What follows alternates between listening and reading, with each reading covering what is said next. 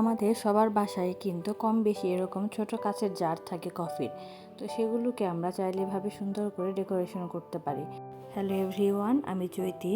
আজকে আমি আমার এই কফির জারটাকে সুন্দর করে কালার করে নেব বিভিন্ন কালার ইউজ করে।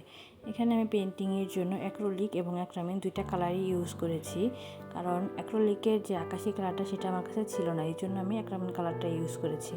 কিন্তু আপনারা সবসময় বোতল পেন্টিং বা প্লাস্টিক পেন্টিংয়ের ক্ষেত্রে অ্যাক্রিলিক কালারটা ইউজ করার চেষ্টা করবেন, কারণ এটা ডেনসিটি অনেক বেশি থাকায় বোতল বা প্লাস্টিকের উপরে এই কালারটা অনেক ভালো মতো লাগে। আর এখানে আমি পেন্টিং করার ক্ষেত্রে কিন্তু সবার প্রথমে বেস কালার হোয়াইট করে নিয়েছি। হোয়াইট যদি না করে নিতাম তাহলে এই কালারগুলো ভালো মতো বোতলে বসতো না, ফিনিশিংটা ততটা সুন্দর হতো না। আর সবার শেষে পেন্টিং করা হয়ে গেলে আমি বার্নিশিং করে নিয়েছি। বার্নিশ না করলে কিন্তু কাঁচের বোতলে রঙটা স্থায়ী হবে না। আপনারা কাপড় বাদে বাকি সব কিছুর উপরে বার্নিশ করবেন। আর এই রং এবং বার্নিশ তুলি সব কিছু আমার পেজে পাবেন, অর্ডার করতে হোয়াটসঅ্যাপ করেন।